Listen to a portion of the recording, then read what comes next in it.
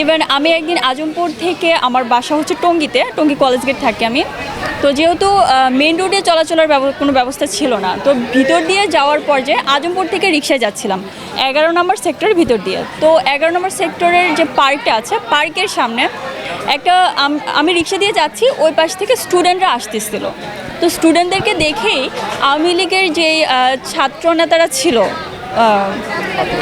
হ্যাঁ ছাত্রলীগ ছিল, ছাত্রলীগের কিছু নেতা ওই স্টুডেন্টদেরকে দৌড়ানি দিতে চায়। আমরা যারা ছিলাম রাস্তায়, আমরাও বিপদে পড়ে গেছিলাম।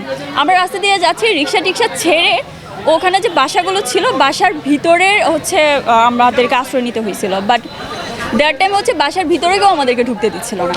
আর ওরা হচ্ছে বড় বড় দাঁড় মতো এগুলো নিয়ে আসতেছিল। ইভেন ওখানে অনেক স্টুডেন্টের গায়ে হাতও তোলা হয়েছে। ইভেন আমার ডিপার্টমেন্টের এক জুনিয়র মেয়ের গায়েও হাত তোলা হয়েছে ওখানে। ওই ছবিটা অবশ্য ভাইরাল হয়েছিল। দেন হচ্ছে ওখানে আমরা যে বাসার ভিতরে যারা ঢুকতে পারছিলাম গেটের ভিতরে, এক পর্যায়ে যা তারা গেটের তালাও ভাঙতে চাইছে, তালাও ভেঙে ভিতরে ঢুকতে চাইছে। সো ওই সময়টা আসলে খুবই ভয়ানক ছিল। আমরা তো স্টুডেন্ট পরিচয় দিতেই পারি না, আর স্টুডেন্ট পরিচয় দেওয়ার মানে কোনো অবকাশই রাখে না। রাস্তায় বের হইলেই হচ্ছে সমস্যা। আর বাসা থেকেও তখন রাস্তায় বের হইতে দিত না।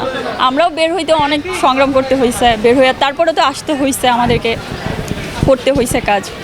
অনলাইনে তো আমরা অনলাইনে যখন পোস্ট করতাম, তখন তো আমাদের এখানে যারা সিনিয়র ভাইরা ছিল ছাত্রলীগ করত।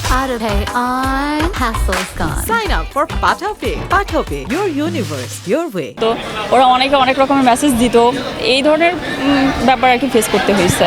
এমনি বাসা থেকে বের হওয়ার পরে যেহেতু টঙ্গীর সাইডটাতে আমরা যখন রাস্তায় নামছি তখন এত বেশি প্রবলেম ছিল না, তো আমাকে এরকম কিছু ফেস করতে হয়নি। এই যে 1 বছর পর এখনো মনে পড়ে কিনা সেই স্মৃতিগুলো এখন মনে পড়ে? অবশ্যই মনে পড়ে। এখনও 11 নম্বর সেক্টরের ঘটনা মনে পড়লে আমার এখনও ভয় লাগে। এখনও মনে হয় যে রিক্সায় গেলে পিছন থেকে আসতেছে কিনা কেউ, সত্যি অনেক ভয় লাগে। জুলাই নিয়ে এখন আসলে আমার যেটা মনে হয় যে একটা বিজনেস শুরু হয়ে গেছে, আই থিঙ্ক সো। তো ওখান থেকে আমরা যেটা চেয়েছিলাম এটা এখনও পর্যন্ত আমরা পাইনি। ছাত্রলীগের আমলে যে রাজনীতিটা ছিল, ওই সময়কার যে ব্যবস্থাটা ছিল, ওইটা এড়ানোর জন্যই তো আমরা আন্দোলন করেছি।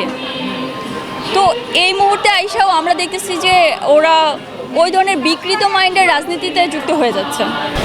তারা আসলে আমাদেরকে যে স্বপ্নটা দেখাইছিল, যে স্বপ্নটা দেখে আমরা সবাই রাস্তায় নেমে গেছিলাম, এক পর্যায়ে এখনও পর্যন্ত আসলে আমার মনে হয় সবাই ধোঁয়াশার ভিতরে, যে স্বপ্নটা আমরা দেখে আসছি, যেটা আমরা দেখতে চেয়েছি, সেটাকে আদৌ হবে কি না সবাই একটু কনফিউজ। দেখা যাক সামনে কী হয়।